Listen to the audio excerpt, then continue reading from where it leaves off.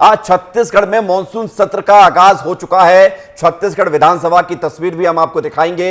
विधानसभा का मानसून सत्र बेहद खास होने जा रहा है, बेहद खास है, महत्वपूर्ण है। सत्र के दौरान विपक्ष कई मसलों को लेकर सरकार को घेर सकती है। सत्र जो चलेगा मानसून सत्र, इसको लेकर सरकार और विपक्ष दोनों ने रणनीति बनाई है। विधानसभा का यह मानसून सत्र हंगामेदार होने के आसार हैं। मानसून सत्र 22 से 26 जुलाई तक चलेगा। स्पीकर डॉक्टर रमन सिंह, आज आपको बता दें कि दिवंगत सदस्यों को श्रद्धांजलि दी जाएगी और मृगेंद्र पांडे हमारे वरिष्ठ सहयोगी जुड़ गए हैं सीधे रायपुर से, उनकी तरफ रुख करते हैं। मृगेंद्र, मानसून सत्र क्या खास रहेगा?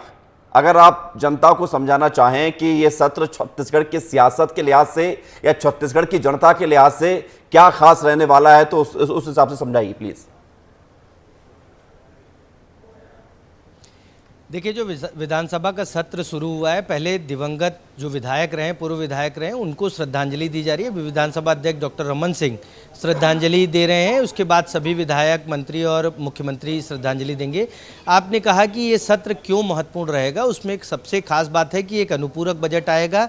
अनुपूरक बजट जो सरकार को आगे के लिए फंड की जरूरत होती है, उसके लिए लाया जाता है। तो आज जो है संभवतः जो कार्यसूची आई है उसमें अनुपूरक बजट पेश करने का है, पटल पर रखा जाएगा। इसके साथ ही विपक्ष जो है कई मुद्दों को लेकर, चाहे वो बात करें बलौदाबाजार की घटना हो, चाहे किसानों का मुद्दा हो, चाहे अन्य घटनाएं हो जैसे रायपुर में गोलीकांड, इन सब चीज़ों को लेकर सरकार को घेरने की कोशिश करेगा। इसको लेकर कांग्रेस का 24 तारीख को प्रदर्शन भी है।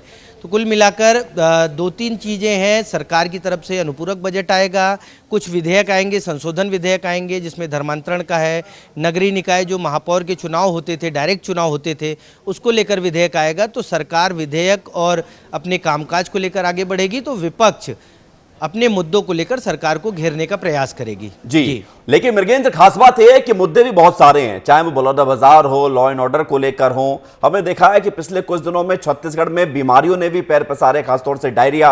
और मैं आपके पास आऊंगा। इस वक्त मुख्यमंत्री विष्णुदेव साय क्या कुछ कह रहे हैं, उनको सीधे सुन लेते हैं। लोकतंत्र की मजबूती के लिए इन हस्तियों द्वारा दिए गए योगदान को याद करते हुए हम उन्हें श्रद्धांजलि अर्पित करते हैं। ईश्वर से प्रार्थना करते हैं कि वे उनके परिजनों को इस असीम दुख को सहने की शक्ति प्रदान करें। स्वर्गीय श्री मकसूदन चंद्राकर जी अविभाजित मध्य प्रदेश विधानसभा के पूर्व विधायक थे, जिनका जन्म 20 मार्च 2024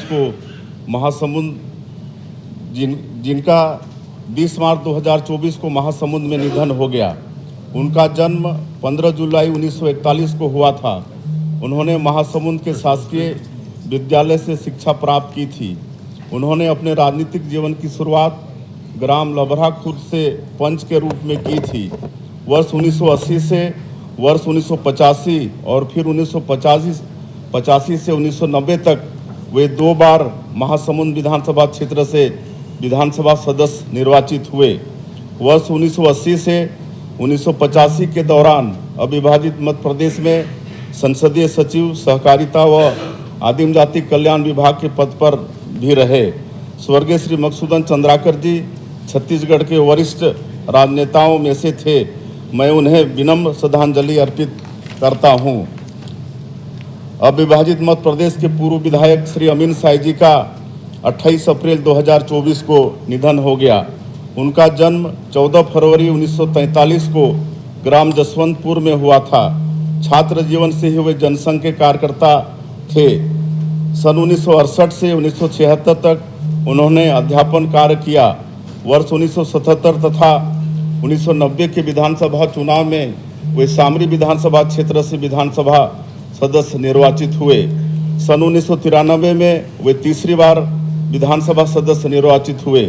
आदिवासी समुदाय में उनका गहरा प्रभाव था। स्वर्गीय श्री अमीन साय जी के निधन से आदिवासी समाज को अपूरणीय क्षति हुई है। स्वर्गीय श्री अमीन साय जी को मैं अपनी विनम्र श्रद्धांजलि अर्पित करता हूं। पूर्व विधायक श्री लक्ष्मी प्रसाद पटेल का 3 जून 2024 को उनके गृहग्राम छुईपाली में निधन हो गया। उनका जन्म 13 जून 1939 को हुआ था। उन्होंने BA LLB की शिक्षा प्राप्त की थी।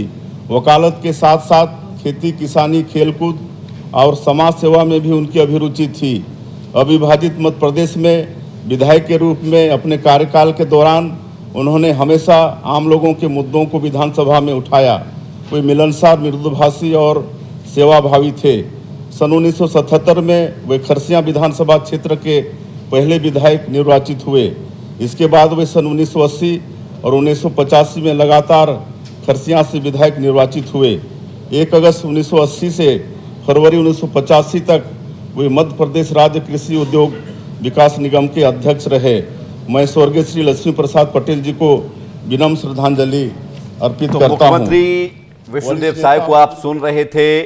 सदन के पूर्व सदस्यों के निधन के बाद उन दिवंगतों को श्रद्धांजलि दी गई है और हमारे साथ मृगेंद्र जी लगातार बने हुए हैं।